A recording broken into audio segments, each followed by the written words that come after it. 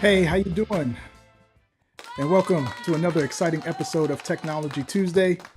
We are here. I'm Greg Russell, and this is Mr. Jerry Franklin Poe, and we got an exciting show for you guys today. We have an exciting guest expert, and we can't wait to dive in. So listen, if you are here with us live, let us know hashtag live and what city you're coming from. And if you're checking us out on the replay, hashtag replay and let us know which city you are tuning in from. We want to thank you in advance for being here, and we have a special guest. And so you may want to grab a pen because we're going to be sharing some secrets and some knowledge that I know you're going to want to take some notes on. And you may also want to share this with another entrepreneur who you know could benefit from today's show. So, with that, we are going to dive in and get started right now.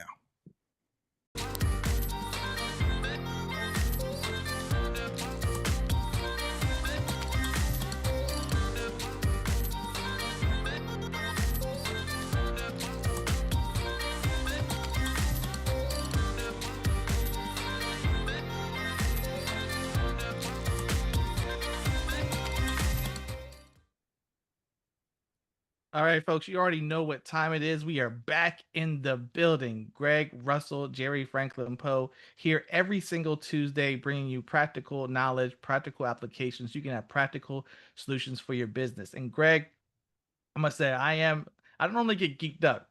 Like, I'm pretty calm dude, but I'm excited today. I'm excited today just because of the behind the scenes conversations.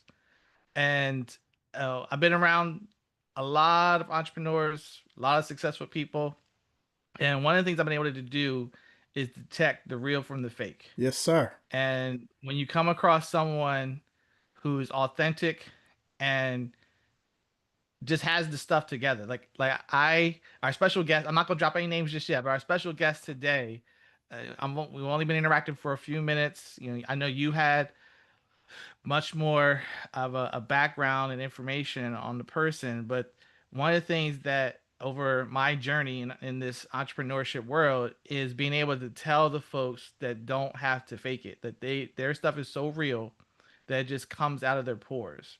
Yeah. And I'm appreciative of the guest that we have today because that's the essence of what we're working with in the Today Show. Yes. So listen, man, appreciate that. Thank you. Listen, today we have a very special guest with us. We have the one and only Richelle Shaw.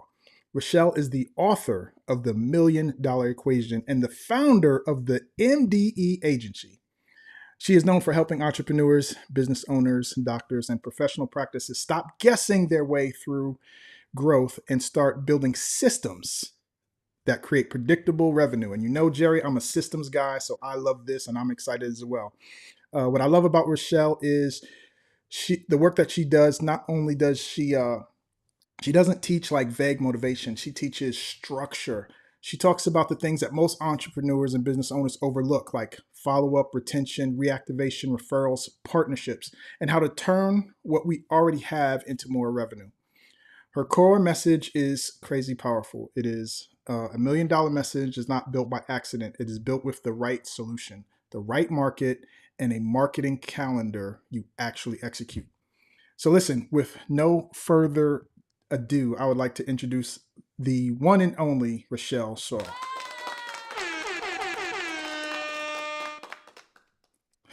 Thank you for being here. Oh, it's my pleasure. My pleasure to come hang out with y'all. So much fun just figuring out like where we are connected and how the dots connected so quickly. So I'm excited to be here. Hey, Awesome. what's happening? Awesome. Well, yeah. So for uh, a little background stuff, we are connected via the infamous GKIC world. The Glazer Kennedy Insider Circle is kind of our foundation of how we all kind of connected in one way or another. So listen, I have some questions. I know Jerry has some questions. And so we're going to dive right in. But before we talk about the business stuff, I want to ask you a personal question. And I know you're surprised because we don't do like questions in advance. We just come straight at you. So listen, one of the things that I believe is probably one of the things that is the most transformational thing that you have gone through is your battle with cancer.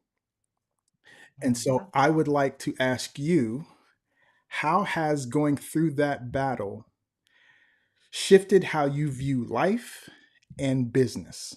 Give us the before and the after. See, I don't like to cry my lashes off. So you're in trouble Uh for asking me that doggone question. Okay. Um, before cancer, uh, I've always been an entrepreneur. I tell the story, look, I had one job in my life and then I bought the company. So it's not as if like this wasn't a thing. However, before it, I thought I was going to live forever. And I really thought that, yeah, $1 million equation was just kind of a thing.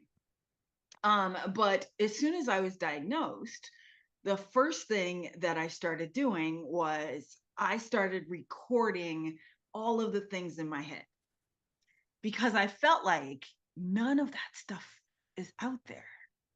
Like everybody is talking about hacks and tricks and ooh, and allowing AI to think for them. And I'm like, what are you doing? No, no, no, no, no. So the first thing of how it impacted me is I started recording. Um, and then because I was really just envious of my hair back then. It's growing back. I still need a yarmulke here in the middle. But it's definitely growing back. And then after that, and now that I know I'm gonna live, right? Because that's kind of the thing that hits you when you hear the C word is, well, damn, really, is this it?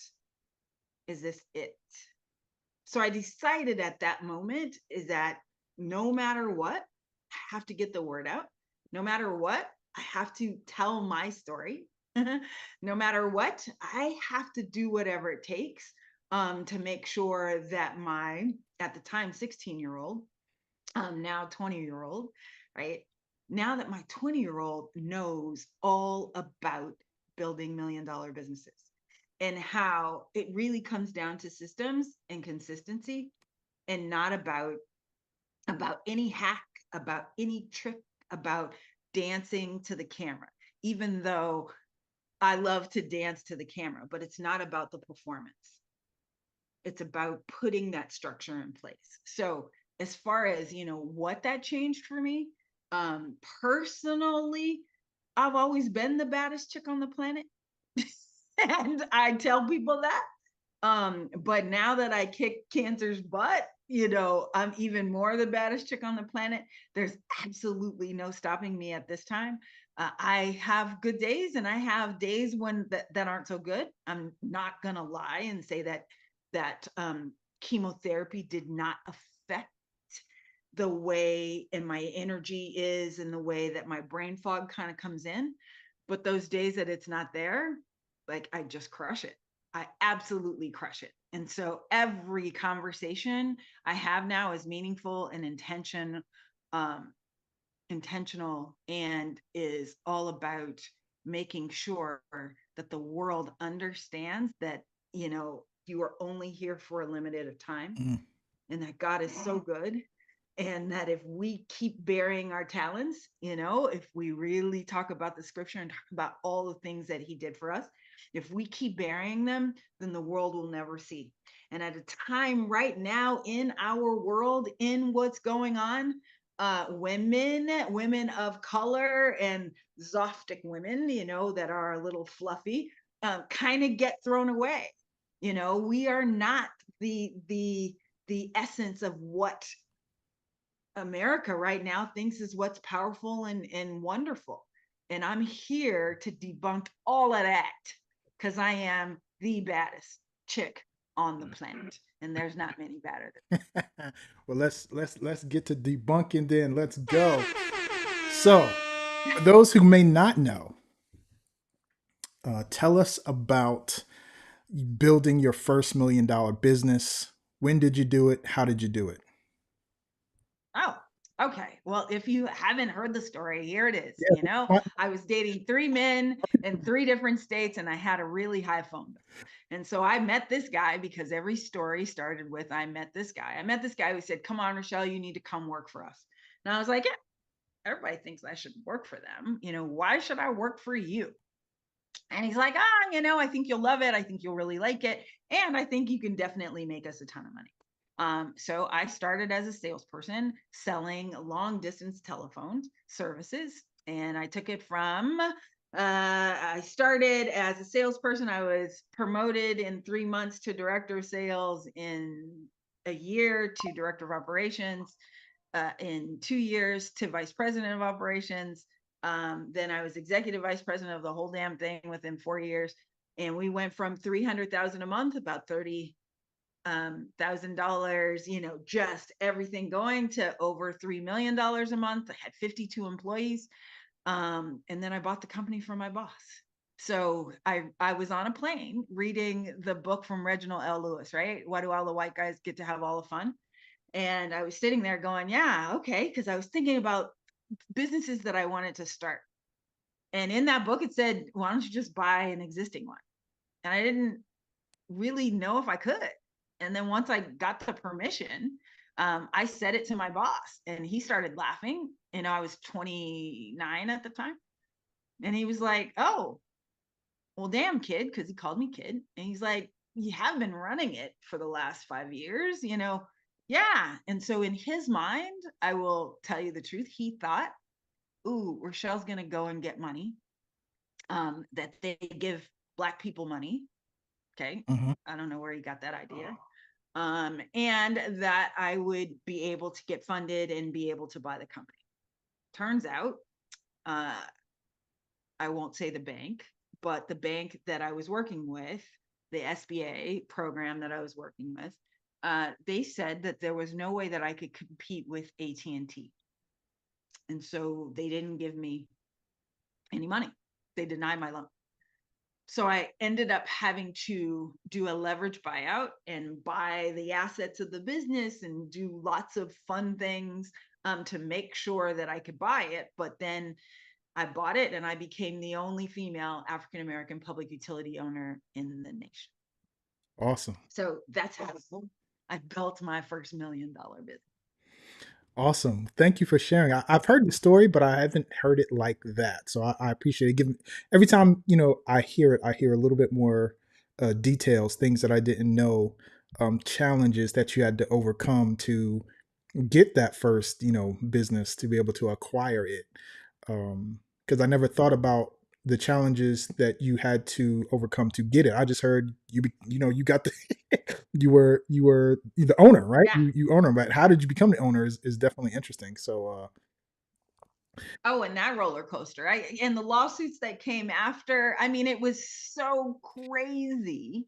Uh, but what ended up happening from that, and I think yesterday on an Instagram story, I was telling about, the employees that I thought were coming with me, right?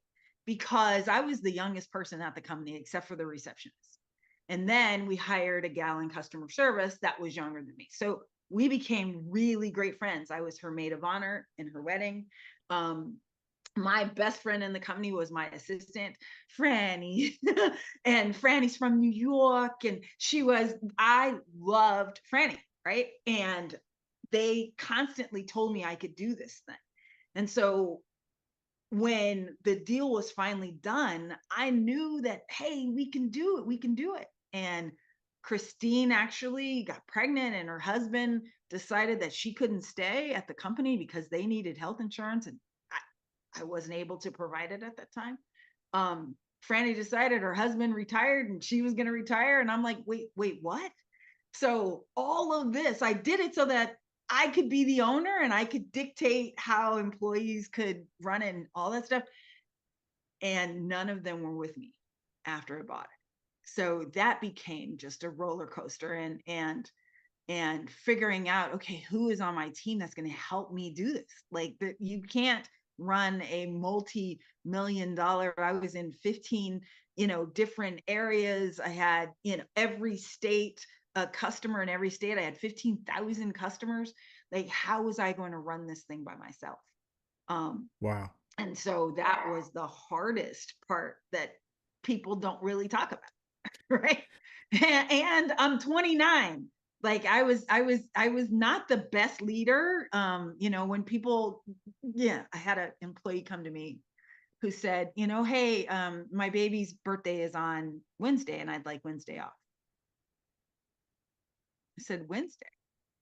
But Wednesday is a work day. She goes, yeah, but it's his birthday and I really want to throw a party for him. And I said, so how old is your baby going to be? And she said, oh, my baby's going to be 1. And I really want to take Wednesday off. And I was like, yeah, no, Wednesday you come to work because he won't remember. And you have the party for him on Saturday. Okay. All right, thanks. Yeah, I was really mean and nasty. But then once I had my own daughter, now I look at that and I go, oh my God, like how mean is that? But I didn't get it, You didn't. right? I didn't get what leadership means. And so now even my employees that work for me now, if they ask for the day off, I give it to them. It's like, what? When they ask for vacation time, I give it to them 100%. Here you go. Because I don't want them sitting at their desk mad that they wanted to go on vacation and couldn't, because they're not being productive. Yeah. They're not being productive at the office, right? Does that make sense? Or, am I just crazy? No, it makes perfect sense. When I listen to your story, it reminds me so much of the book. So when you're talking about Reginald Lewis Yeah. and what transpired before he got Beatrice Foods, and then what transpired after Beatrice Foods, because of all the things that you're talking about, the challenges, the financing, how to make the deal, how to get all the pieces together as a person of color, where Mm-hmm. sometimes these doors aren't always open for us, and then who you thought was with you, who you're not with you. It was like, oh man, it's like this is almost like the book Yeah. in real life. For those who haven't read the book, I highly recommend you go out and grab a copy, find it. It's on Amazon, Audible, it's on all those places. So the lessons that you're sharing in terms of your experience, I see so many parallels between his experience and when you talk about not having, you don't know how much time you have. Like I used to tell people, well, I still tell them that life is a bank account where you don't know the balance. Yeah. So, he didn't know how much time he had, and his account wasn't as full as he thought it was going to be. But he was able to accomplish all these things at an earlier age and Yep. make them happen. So, yeah, it's amazing to hear you read the book and then your story parallels some of those same challenges. Yeah. And it's almost like a foreshadowing, right? Like God was preparing me. And Yeah. I was like, oh, no, no, no, that would never happen to me. Just stuff that you think, oh, well, what is that? What a crazy thing to happen. And then it happens. Right. So like one of my really great clients who had been with me for years, um, had her own cancer journey, right? And so I helped her with just a couple of things. She had a daycare center, and I was like, well, how come you don't give yourself a raise? Like, what the heck? And she's like, oh, I can't raise my raise. I was like, here, let me show you how to do this. So helped her raise a rate, gave her $4,000 raise, right? Like immediately. And all of a sudden she was re-diagnosed. And so I would go with her to chemotherapy, right? And just sit there and just chat with her about it. And you never know. And as I was sitting in chemotherapy going, oh my gosh, I was prepared for this. Like God had already showed me, right, that things don't happen to you, they happen for you. They happen so that when you get into that same situation, you've already been there before, and that you can get out, right? And that you can get out. But I wasn't, when you're in it, you don't believe that you can get out, right? Like there was some dark days, and I had a hard time sleeping, and it was extremely painful, right? Like people don't really tell you that, but it was extremely painful, and for about 4 months I couldn't walk. And during that time, I'm just sitting there, I'm watching the game show network, right? I'm just watching anything on television to take my brain away from this. Um, but I remember writing in my journal, you know what, God, you know, if you get me out of this, I promise you, right? The deals that we make with him, right? The deals, yeah, the The deals. deals, right? I said, I promise you that I will tell the world about everything that happened in the real story, not the facade that, yeah, and then I bought the company and everything was great. No, you know what? Look, I lost it. I lost it all when I decided. I made one pivotal decision. And this is kind of something that when I look back on it, I remember it like it was yesterday. So my family is very important to me. And my grandmother, um, always we had a family reunion around Labor Day. And so it was the end of the season, and I grew up in Southern California, so Labor Day was a big deal. The weather was still perfect, and it was just fun. So instead of sending out my bills before, I gave my staff the whole week off, and I took the week off and went to California. So then all of a sudden September 11 happened. Planes fly into World Trade Center. We come back. We still haven't gotten the bills out. The world shuts down. There was mail, but people weren't opening. Everybody was panicked about what to do. And I was on such a tight as far as revenue. Like, nobody gave me money, nobody gave me funding, nobody gave me anything. They said, you can't compete. What are you doing?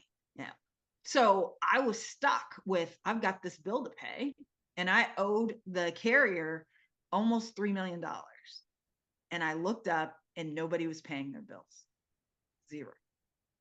I went to the mailbox to open it, and I had them in different colors. I love orange. I love green. I love blue. As you could see, those are my book covers, right? And the envelopes were blue and orange and yellow. And there was nothing but white envelopes in my P.O. box. There was nothing orange, there was nothing yellow, and there was nothing blue.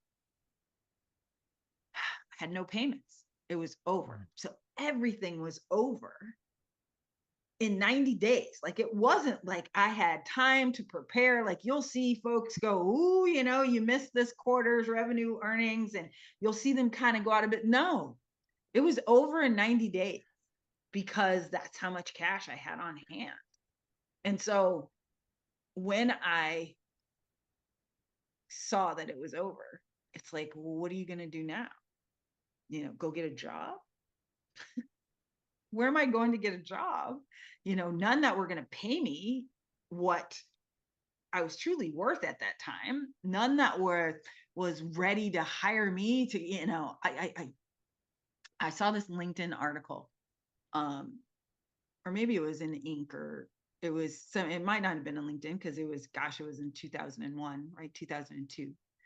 But the article was about finding a new job. It's going to take you 1 month for every 10,000 of income that you earned. And I was at about 200,000 that I was taking home. So I was like, wow, 20 months. Unemployment Yeah. was 1,200. What can I do in 20 months? And so that's when I decided to rebuild back my telephone company. And so I did the things that I knew how to do, continuity, how to get a new customer, how to make sure that they come in, and then just build it from there. And I was able to do that in about 6 months. And so that's my $1 million equation is rebuilding back this $1 million business in 6 months. In the book, I tell the story about how I was sitting at the rented house, because I had lost my house, because I'd taken out hundreds of thousands of dollars to pour back into this business, my palatial estate overlooking all of Las Vegas, right? And I'm in the rental, and somebody rang the doorbell, and I'm like, nobody knows that I'm here. This couldn't be good news. It's probably somebody serving me. So I ain't answering the door. And then I heard my dogs in the back. And I was like, well, who's in the backyard? Like, somebody's in the backyard. And I looked out, and it was the gas man. and they had just turned off the gas. And my bill was like $40. Like it wasn't even like it was a $200 bill, right? It was $40. And $40 turned into $190 because I needed a $150 deposit to get it turned back, and all of these things. And once I was credit challenged and overworked and burned out, nobody wanted to even turn on my gas at my house. And so for 18 days, we had I just used electricity. Luckily it was hot in Las Vegas, so I could put in the water in the bathtub and put the stopper in there so that the water would still be warm. Yeah, it was just a mess. Challenging. But it was at that moment that I said, huh, there needs to be some type of program for utilities. And Fresh Start was born. Okay, look, if you've been disconnected before, I can help you. I can Mm. help you turn on your phone service. And turns out there's a whole bunch of people who had been disconnected and not people with really great credit. And I was able to rebuild that business, like I said, in about 6 months. Wow. Wow. Yeah, that's amazing. Is that where the formula came from, the equation, right? Because you say there's an equation for building $1 million business. Is that where the equation came from? You know, no, right? The because I wrote that book after I had already rebuilt it. Okay. Hmm. But what I did was, once I restarted the business, because I said, look, I got 20 months. So while I'm looking for a job, let me just see if I can generate some income. And so I did all the things that I knew how to do: sales and marketing. How can I get the word out? How can I tell people? How can I create partnerships so that people will tell other people? How can I give every single customer that comes in such an amazing experience that they can't wait to tell their friends and family? What can I do to rebuild this thing? And so writing the book and the formula, right? The $1 million equation. Here you go. Uh, so writing that afterwards was, people kept asking me, well, what did you do? What did you do? What did you do? And I was like, well, I don't know. Like, first I found what a problem that people needed solved, which is, step one of the Step old book. one, yeah. Right?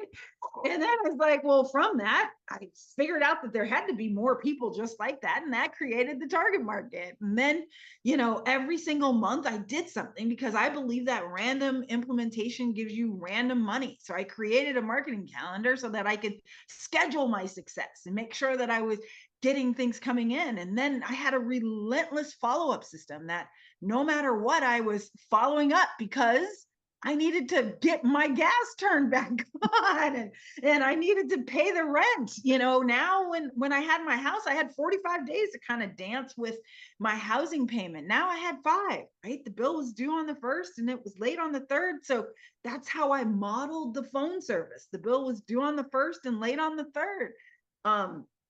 And then after that, then I realized that I needed my 3 R's, all stuff that I learned from our mentors, Dan Kennedy, Jay Abraham, Joe Polish, right? The 3 R's, where I was all about retention. How can I make sure that every single customer that came to me stayed, right? The reactivation, if they fell through the cracks, how can I get them to come back?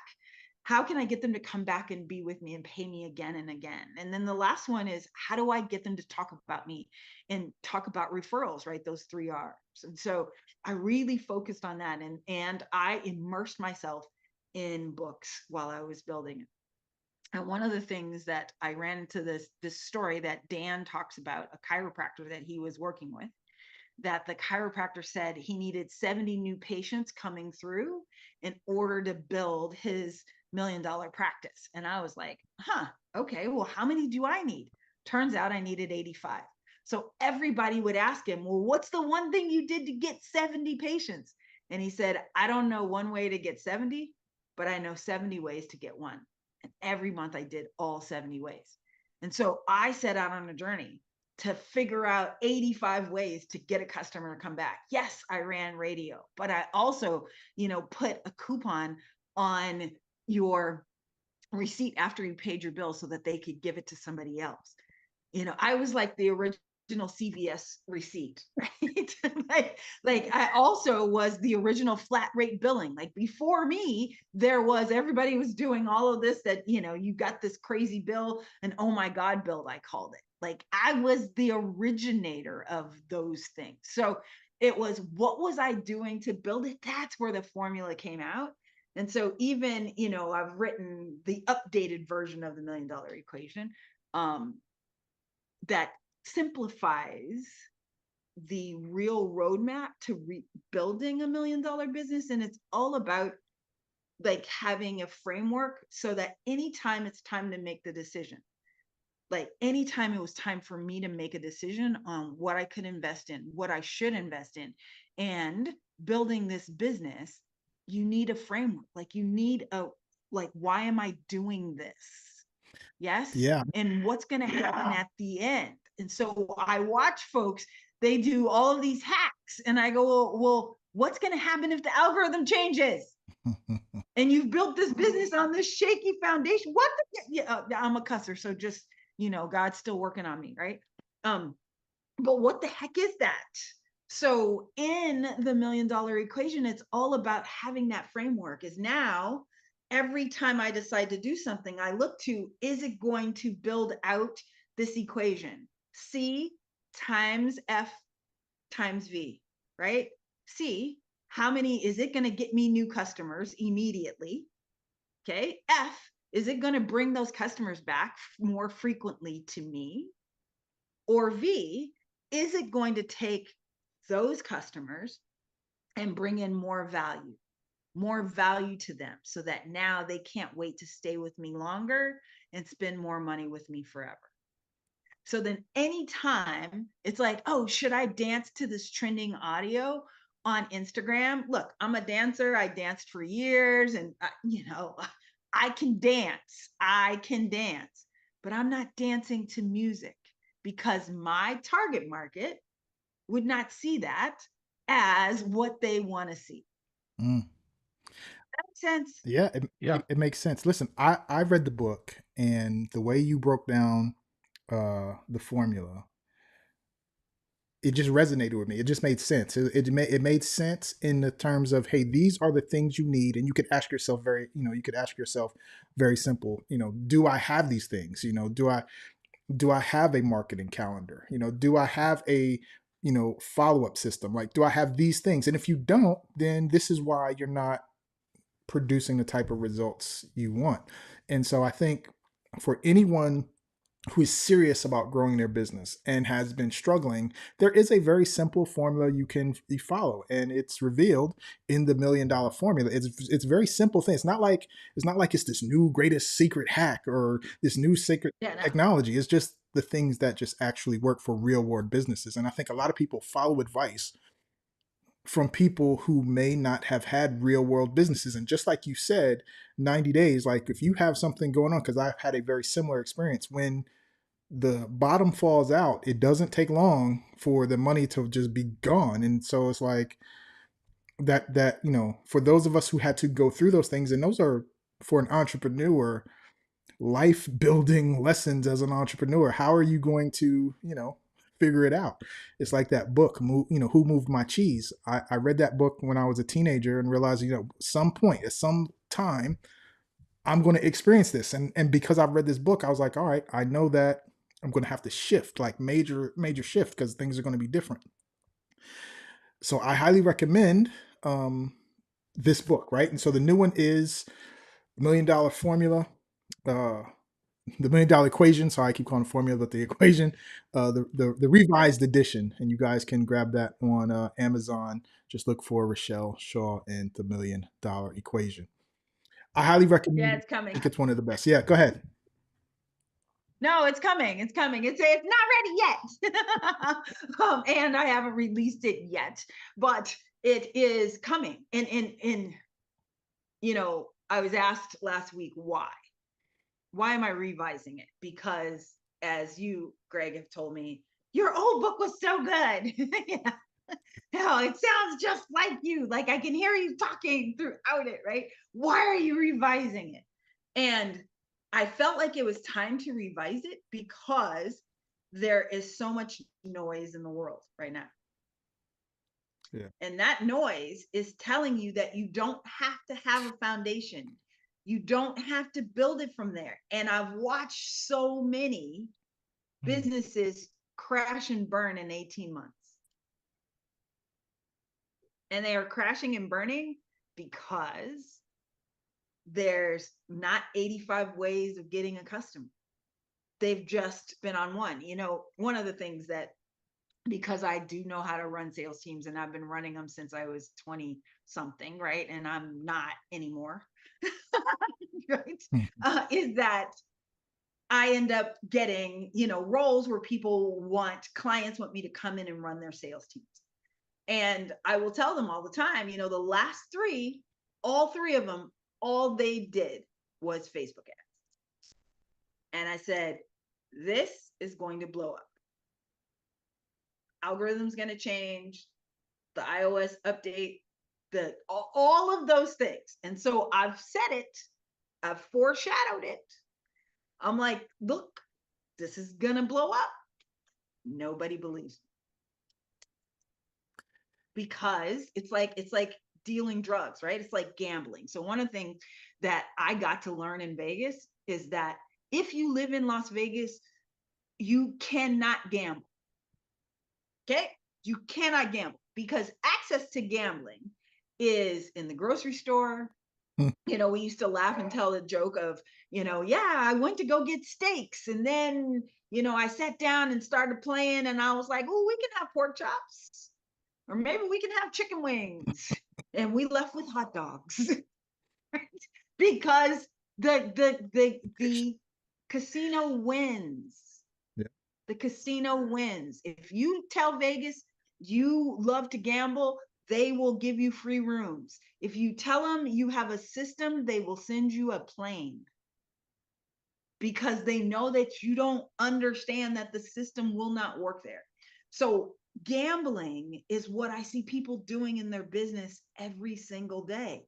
It's like you are gambling with an entity you don't own. You remember when Russell Brunson first came out with his, hey, the list you own, the list you're borrowing, and the list you remember that? And they keep borrowing these lists like they haven't had that training.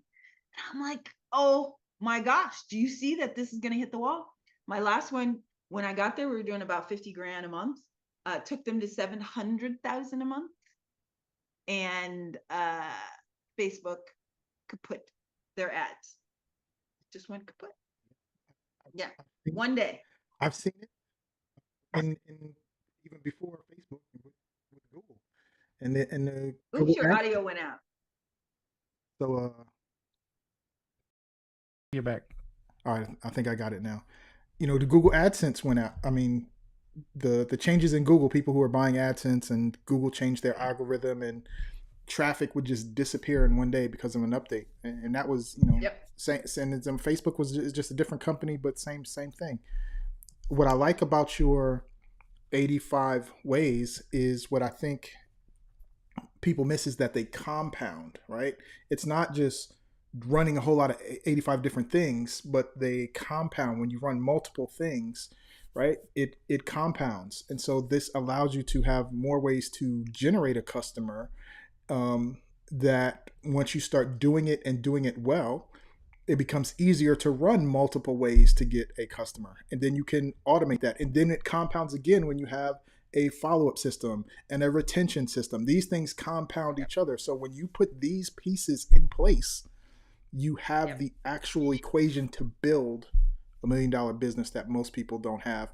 And so listen, if you if you can't wait, go get the old one. The equation is in there. That's what I recommend. If you can't wait, go It get the old is one. there, but I've tweaked it for the new one too. But yes, go get the old one. Get the old one. But the other thing that we've done for 2026, and this is, kind of a secret, but it's not a secret anymore. I think everybody knows that now we've upgraded technology, right? And so instead of having all these 50 systems, now I went to the experts, Greg, and we've built the $1 million equation inside of our technology so that it runs Richelle's framework for you. So that when I was doing it by hand and spreadsheets and checking off, did we send the bills, all of that stuff, like I could fold and process bills like you can't even imagine, and put it through the machines. Like my kid, she used to think that stamps were stickers. Like she'd come out of the room with them all on her head, and I go, because I can do direct mail with watching TV, cooking dinner, doing all of it, right? But now we have the systems to make it so that it runs, and we have like some other secrets that we've been working on, because I told God that I would not hide it anymore, that I wouldn't bury those talents anymore, that I would do exactly what he put me on here to do. And so I truly believe that sickness or death, or my mom had a stroke and she was like my right hand, you know um all of those things happened for me so that I could finally say enough's enough. It can't stay in my brain anymore.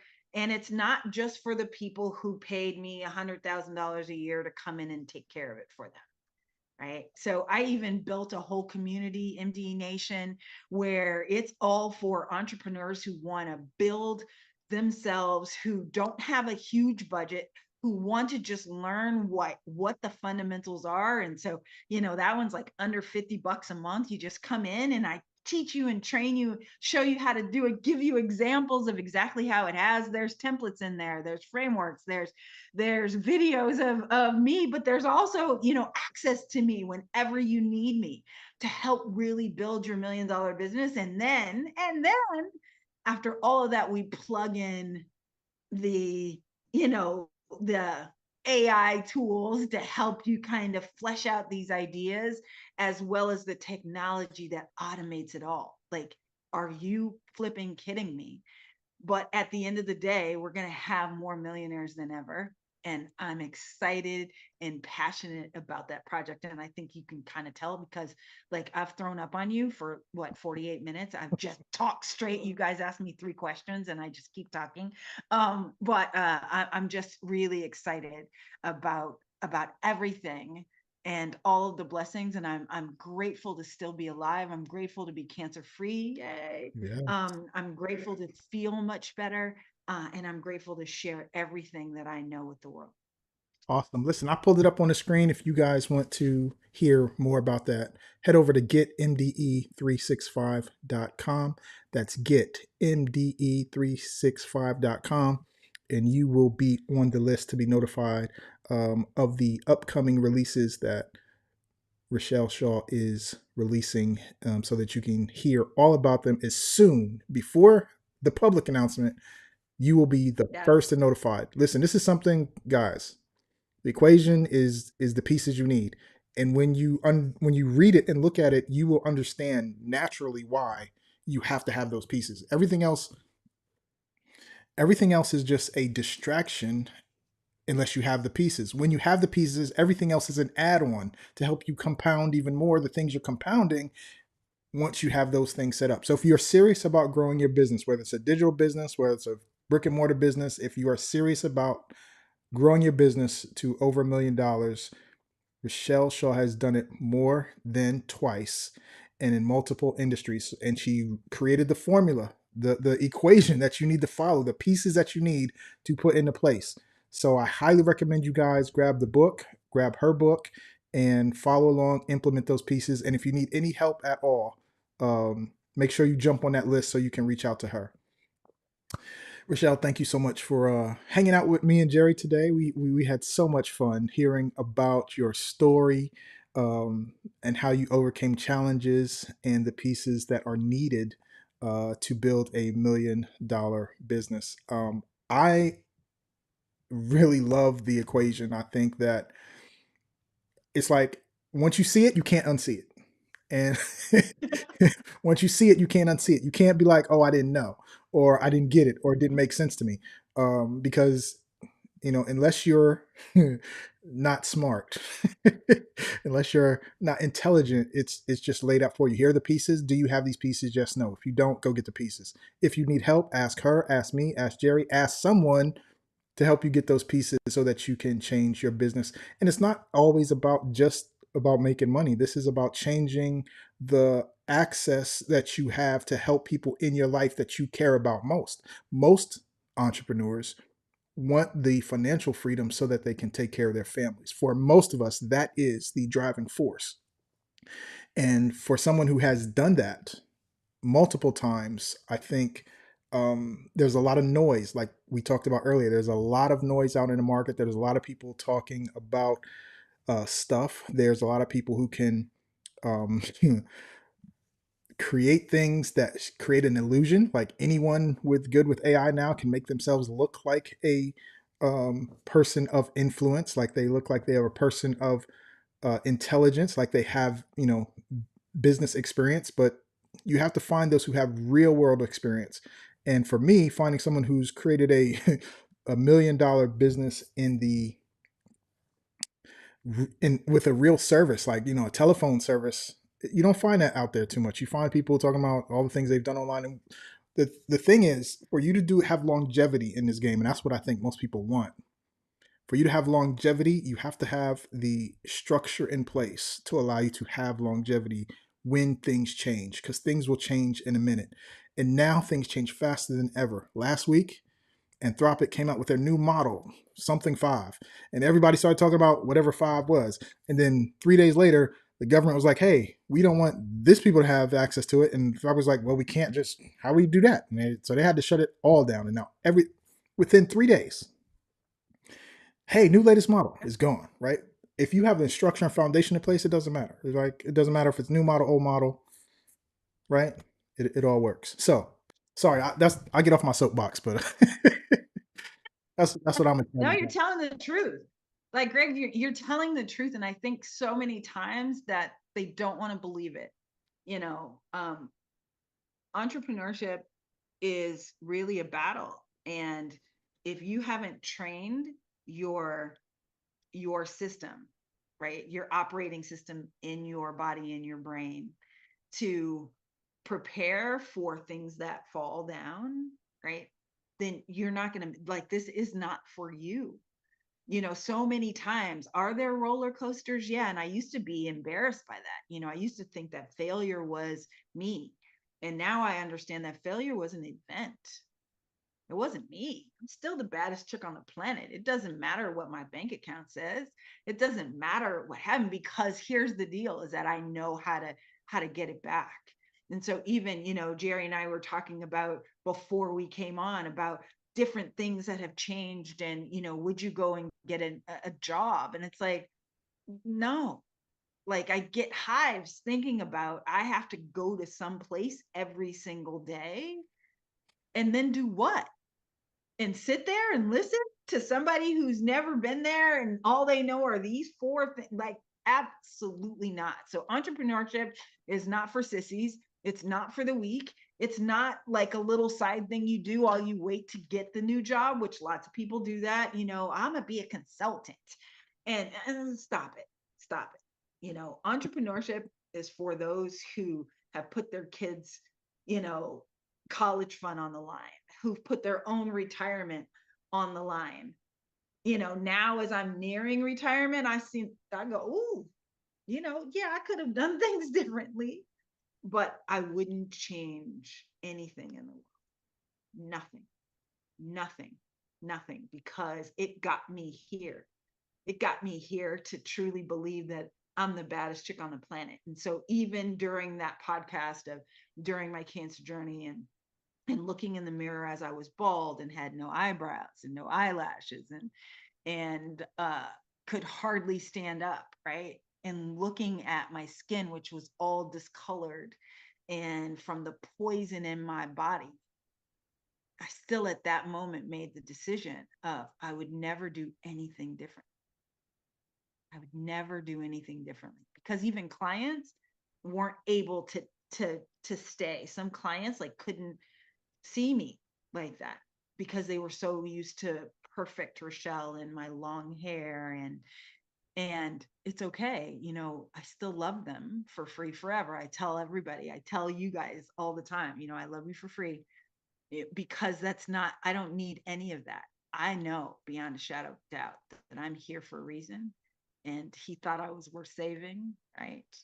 And, late in the midnight hour.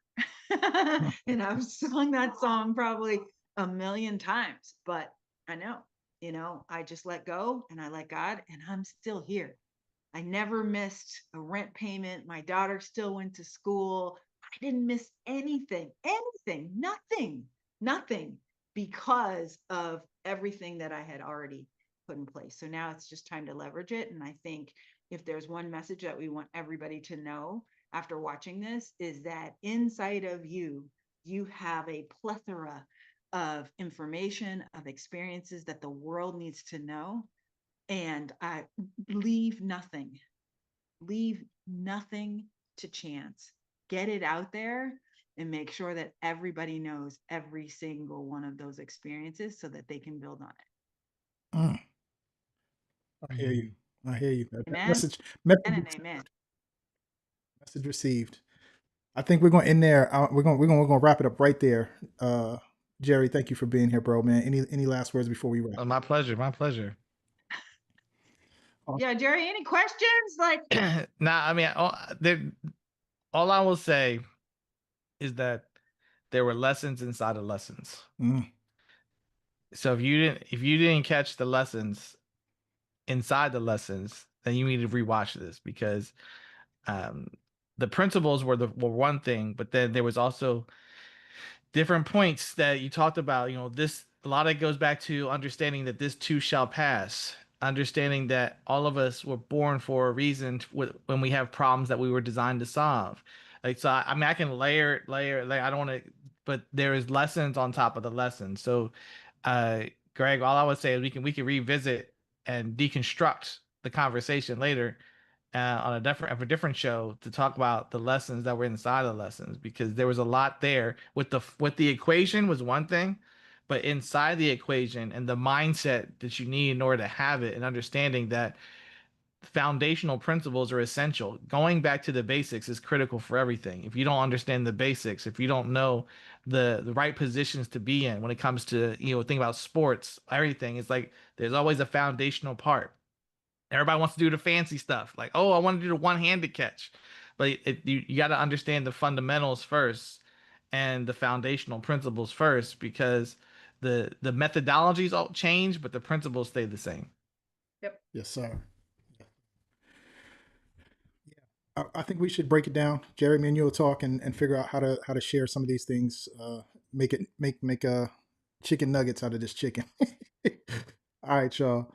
Listen, thank you again, Richelle, for being here. Thank you, Jerry. Listen, guys, Honored, sir. there were lessons upon lessons. So if you learned something, share it. Reach out to any one of us, and we'll be more than happy to help. Until next week, make sure you tune in every Tuesday, 2 p.m. Eastern Standard Time, for Technology Tuesday. Have a safe and prosperous and profitable week. Take care.